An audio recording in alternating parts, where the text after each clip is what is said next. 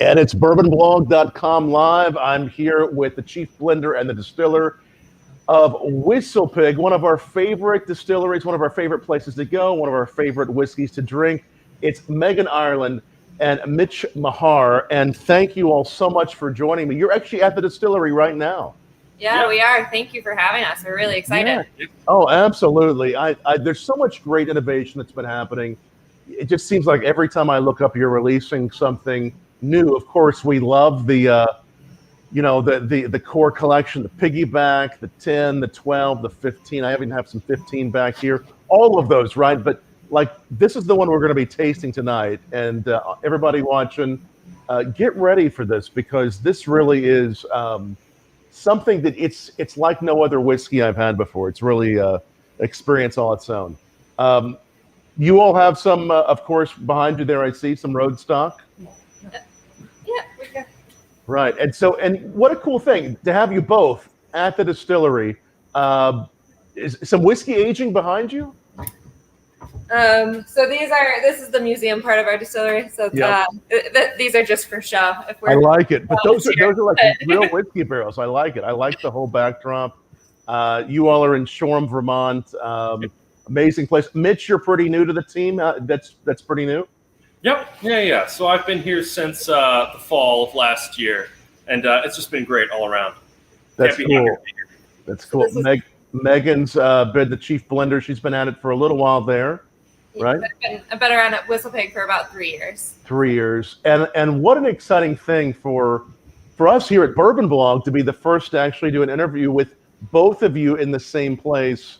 This is the first, right? Yeah, it is. We're super excited about it. So. Well, as I was telling y'all, my wife and I, we were the very last guests there at before, right as the shutdown happened there at WhistlePig.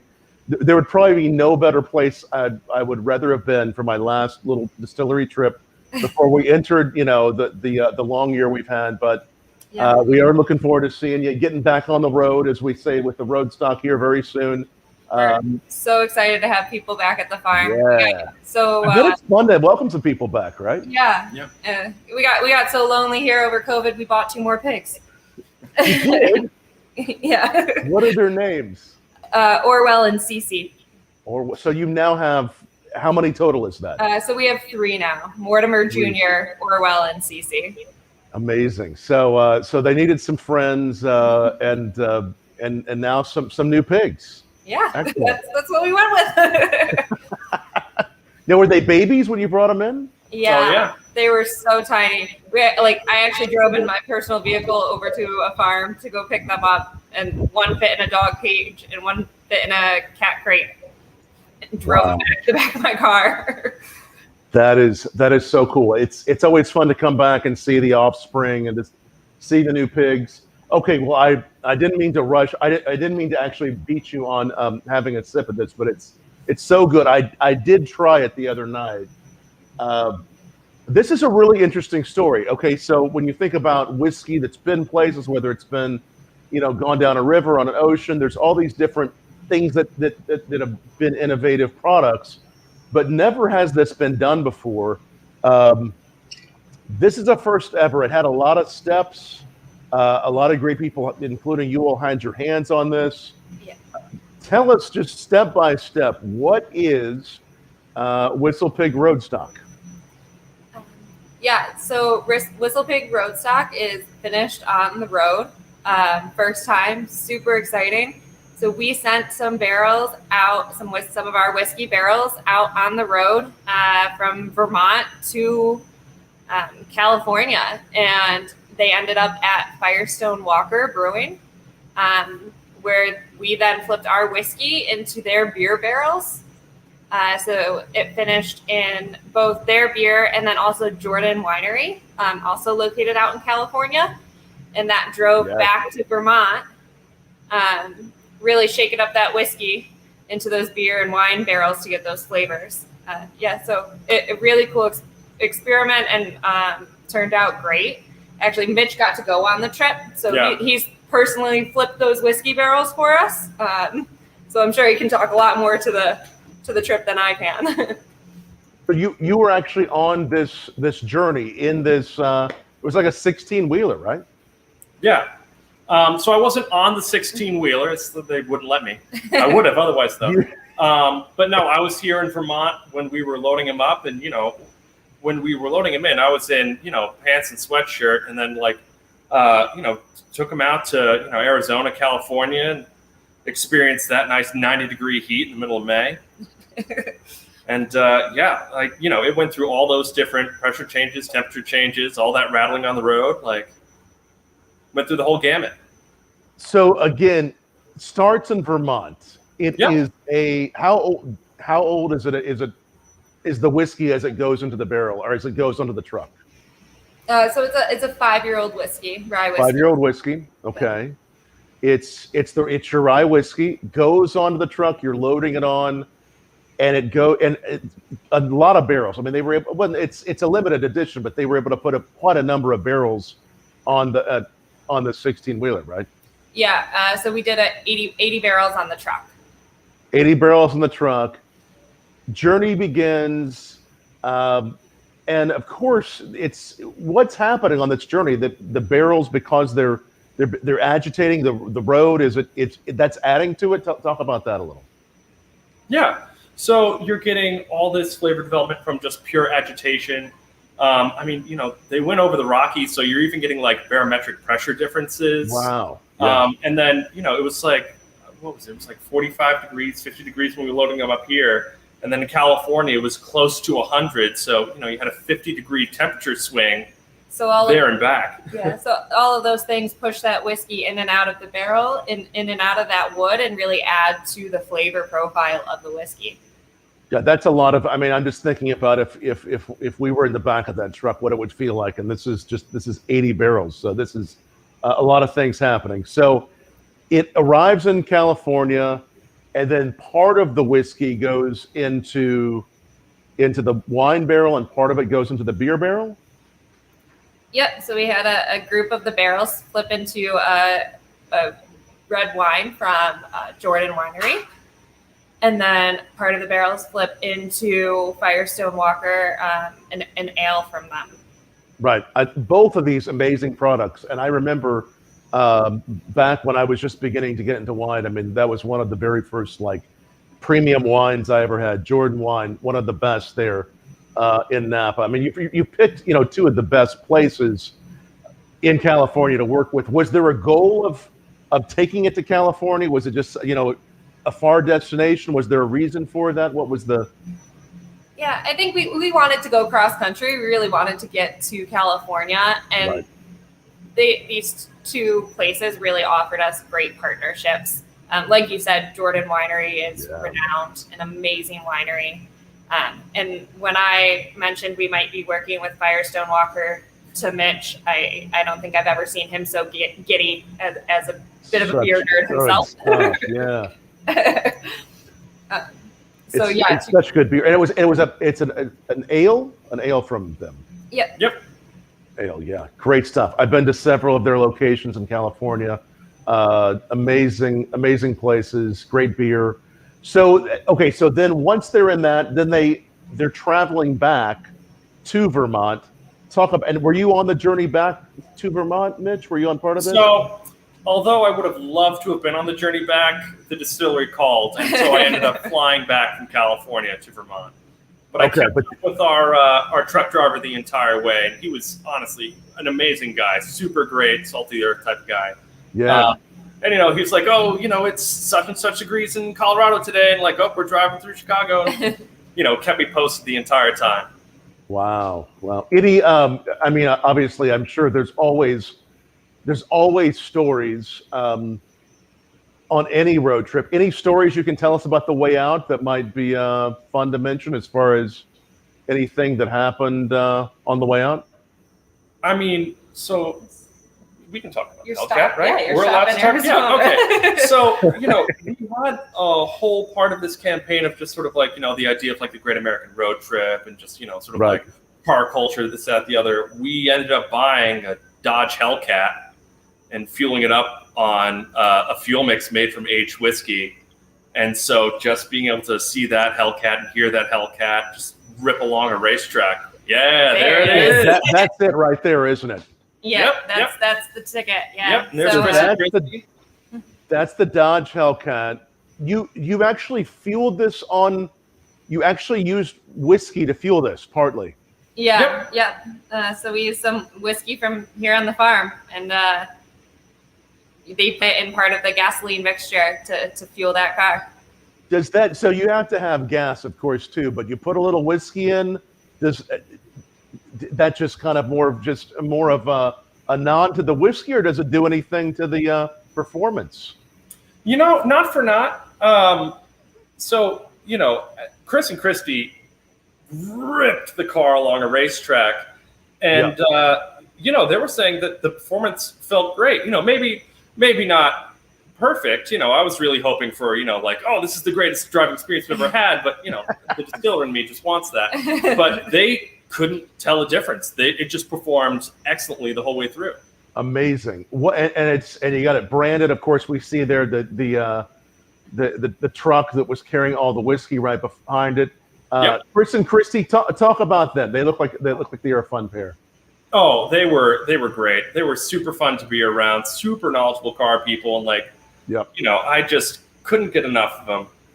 And watching them throughout this entire process was great. And then they're not just car faces.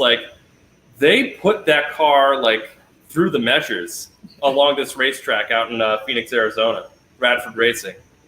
It was mighty impressive. Amazing. So again, the whole thing, road theme, race theme, we got great car personalities. And as this is released, and I want to also say too, I think another first ever, the topper is actually a tire. I mean, this really is. This feels like this would be like from one of those little cards I had when I was a kid. I mean, this feels like a real little tire, right? Yeah, when we got them in, that was the first thing everyone said. They were like, "We should build toy cars, have a competition." Build toy. Have you built one? We have not yet. I mean, not on the clock. So as this is released, and again, as we're tasting this, by the way, fun story, amazing stuff, a first ever. This is a fairly limited edition. As you get this back, of course, gonna ask the chief blender here. As you get this whiskey, you're looking at Jordan barrels, you're looking at Firestone Walker, and you're also looking at just that straight rye that's come back, right? It's a mixture of all three. I mean, what must this be like? I'm thinking this has such a multi-dimensional flavor. How did you go about this? This is really interesting. Yeah, for sure. I was super excited. The second these came off the truck, I was standing at the edge of the truck with my whiskey thief, ready to start pulling samples and taking flavors, seeing what each barrel had done over the trip. And it was incredible, the difference between all three and how big of an impact, even on that short, well, it's a long journey, but it only takes about a week and a half, which in finishing time is short. Right. And how much of an impact it truly had. So coming off the truck right away, you get some of those really nice kind of sweeter notes out of the wine finish that when I blended really kind of comes out in the front of the palate, kind of the tip of the tongue, and just a little bit front. And in the nose. And then the beer, I really kind of get those flavors on the finish. The back end is where those ale, or where the ale really kind of shone through. At the end, you get that ale, but it's not over, because there's so many. And again, I like whiskey, beer, experimentations, and of course, I've had a number of those. But there's just this touch of it. It's just very light and almost aerated. It's very gentle. It's really nice. So we still want that rye to show through, right? We always like our rye to show through on any of our drinks. But to get those extra flavors and to make it a little more complex, it really came together quite nicely. So we were very excited. It's so interesting, and you all deal with, obviously there, of course, with the 12-year-old and other wine experimentations, experimental barrels. You deal with wine finishes, other finishes. Was there anything that, as this came back, both from the agitation and from the barrels, with that fresh extraction of the wine, the beer, the fact that it had been on the road, seen a lot of different temperatures, was there anything that surprised you all that you were not expecting? I think the amount, how quick it did extract those flavors out. To be honest, there was a part of me that was incredibly fearful that it would get back here and just taste like rye whiskey, and that I would need it to age another 4, 5, 6 weeks. Right. It really wasn't the case. The truck did its job of really mixing it up and getting those flavors. So I think just the amount of flavor extraction that we got that quickly was what surprised me. And when you're on a trip like this, Mitch, you went out to California. There must have been a little loss to the angel share, if we can call it the road angels share on the way. But were you were thieving out a little bit on the way? Were you tasting this on the way a little bit as you stopped for the night? Just trying. What were you tasting as you went little by little along? I mean, so on the road, I tried not. I really had to fight myself. I really tried not to taste any of it, but I'll tell you that the aromatics in the back of the truck were amazing, especially when we pulled into Arizona and we opened up those bay doors. Like, it was just wonderfully fragrant. So yeah, there definitely was an angel share that happened on the road, without a doubt. I'm imagining a bumper sticker that says 1-800 how's my aging?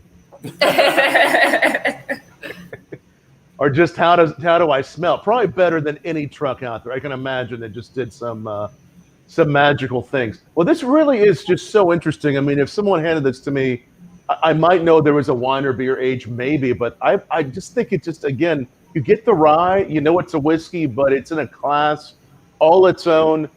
There's some nice spun sugar in this. There's this, I get this really beautiful kind of candied honeycomb on the end of this. I mean, there's just so many things happening. And again, if you're watching, and I know a lot of you all are, first of all, like this, share this, all of that.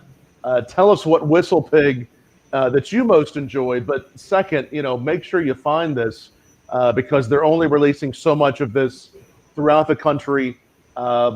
This is, do we know how many bottles it's limited to? I know it's fairly limited.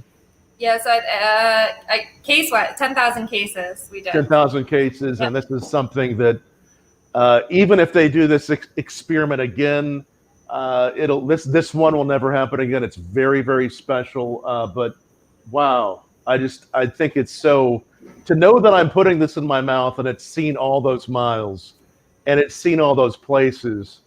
There's a certain experience it takes the mind and just the experience too to know that, right? Yeah, for sure. Cool. So this is so good. Other notes you all get? Anything else? I mean, we talked about it a little bit, but are there any other just unique notes you've picked up as you've tasted this one? I mean, I don't know. To me, up front, just because of the way my palate's geared up, I almost get sort of like a soft, like a doughiness up front. Yeah. And then like on the finish, like I just smell like I really smelled some of those like classic beer aromatics. Like I'm really on the grains that they used in their own mash bill come forward into this glass. I think the more, Mitch, absolutely. The more I look for that, the more I go at it, I get more of that beer note, and then I get the wine note, and then it's just so masterfully blended back and forth. What you all have done is beautiful. Okay, someone's asking. Thank you, Brian, for the question. MSRP on this 75 or so. Is that 70? What's the? Yeah, right around 75, 73. I think is the. Just a dynamite masterpiece. It's something that is very special. And again, you've been releasing some great collaborations, interesting things. I've seen some one-offs that I know were planned for the last year or so. It seems like so many things back to back. The Beyond Bonded series was recently released. Talk about that a little bit. Yeah, so Beyond Bonded is super cool and exciting for us. It is 100% the farm, so 100% Vermont. Farm stock has always kind of been our way in the past to show off some of that experimentation and show off what we've been doing here at the farm, along with blending in some of that Canadian whiskey because of the age of what we were distilling here at the farm. So we finally hit that bonded mark, that 4-year point, and we're able to show off 100% the farm this year through that Beyond Bonded project.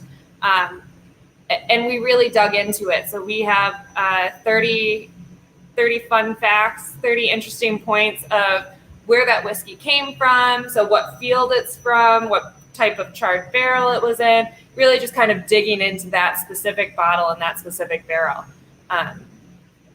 So really cool and fun to show off to the world what we've been doing here in the distillery. 30, now are those all on your website, or where can we find those? So every bottle of Beyond Bonded has a QR code on it, and you get the 30 bullet points or the 30 facts will pop up on the website for that specific bottle. Nice. So you got to find one of those again, whether it's the Beyond Bonded Rye or the Beyond Bonded Bourbon. The QR code's on there. Also, one on here which I've checked out as I'm taking a look. And again, this was your first bourbon release too. Yeah. Big for us as well. We've always on the distillation side also been experimenting around there. So on the blending side, experimenting with finishes, but on the distillation side, we do sometimes mix it up from rye. So we get to show off some of those the bourbon that we've distilled throughout the years on this. So. And will we be seeing more bourbon in the near or distant future from WhistlePig? Definitely a possibility. We've definitely been we've joked around in the past that on occasion we'll have a bourbon month here on running on our still. So definitely an option. It just might happen. Well, I'm looking forward to trying those. That's incredible. Again, any questions for Meghan and Mitch, ask. And love the farm, love the roadstock, love the farm stock too. That farm stock number 3 is going to be permanently available then. Yeah, so that's now one of our main SKUs. It's available nationally, full time, no longer a limited edition. So yeah, that's another great blend. 52% of it is a 3-year-old whiskey from here on the farm. So it was the first time we ever released something that was the majority from our farm here in Vermont. So our triple terroir, we always say, our wood, our water, and our grain. And it's just got a lovely balance and great flavors in the Farm Stock 3. So I'm really excited that that's become a permanent member of our SKUs, our products here. Right, absolutely. And I know the plan always, even from the very beginning, was to always have the 10, the 12, the 6, of course, the piggyback. We love the piggyback. Just by itself and in cocktails, so perfect. Mitch, as you're distilling the, again, it's been happening for a few years, but as you're distilling this rye whiskey, it's going into barrels. I mean, what's the oldest thing that you have that you've that's been made there? I mean, what as people that are excited about WhistlePig, what do you have in barrel? Tell us about it. I mean, not for naught. So, like, what I'm really most excited about is the Beyond Bonded line right now. Yeah. It's 100% us, top to bottom. And even just, being able to like talk to our farmer who like harvests out all of our rye, and like being able to like pass, like I drive through our rye fields every day on our way to work. So like it really sort of grounds it for me. And not for naught, I've also really enjoyed working with the corn. I mean, I think we really knocked it out of the park with our Beyond Bonded bourbon. Yeah. So yes. Corn from the distiller's world, from their side, makes things a little bit easier. Rye's not a super easy grain to distill. It's very sticky, kind of thick as you're mashing. So anytime they can put in corn actually makes their lives a little easier. Yes, yes. And the experience there, again, the triple terroir of what you all have, and we've been there several times. We always love it. Seeing the rye, seeing where it's made right there at the at the distillery, which is it's this large barn that's over 100 years old. It's incredible. You're aging it right there. And some of the wood is even from there. I mean, all of this triple terroir is so exciting. Is this again, as things are opening back up, is the experience there for open for people to stop by and see in the museum, or? So we aren't open to the public, but yeah, we do have some private groups and that kind of thing coming through. Just starting to reopen up back to the world up here. Right. Of course. So it has been nice. We've had a couple of guests come through this week, really just starting to get back into the routine of people coming through on the farm. But it's great. I love showing off what we do here, and I'm super excited to get back to that. Absolutely. And we've had a lot of WhistlePig single barrels that some wonderful liquor stores have picked out during the last year and a half or so. I just had one at my local liquor store the other day called High Spirits that I loved. I mean, your single barrel program is so unique, and it's all so solid that the variations are so nice. Yeah, so that's, something me and Mitch put a lot of work into is the single barrel program. Pulling those samples, picking out which barrels are worthy of being in that program, but then also from a logistics side, sending out those samples, making sure they're to the certain people in market. There's never two samples out in one place. So it's a big part of what we do here, and a big program for us, but we absolutely love it because those individual barrels and the individual flavors that they come out and have is always so great and exciting. Yeah, definitely a labor of love, but definitely worth it. Yes, and the single barrel program has grown a lot. Have there been some new additions to the single barrel program, or so we have a single barrel program in our 10-year-old. For our 12-year-old, you can do kind of your own. Well, you can blend your own, which for me is a lot of fun to kind of show off to people what a difference of 5% will do. So if you add 5% more port, how big of an impact that can have on the blend. We also have a 15-year-old single barrel and an 18-year-old single barrel now. So it just kind of keeps expanding and growing for us. So really, there's a 15 and now the 18 is pretty new, right? Yeah. Yep. So this is the first year we've ever done 18-year-olds. So that's exciting. So there's I'm sure there are not quite as many of the 18s out there, but tell us about that. What's the 18-year-old single barrel program look like? What are the variations like? Yeah, so relatively limited. We'll probably do about 25 single barrels this year, but we just kind of picked ones out that had really powerful flavors to them. 18 years in a barrel does magical things. Some of those, when you get some of those extra oak notes or a little more vanilla or extra caramel, we were like, oh, this barrel we'll put that aside.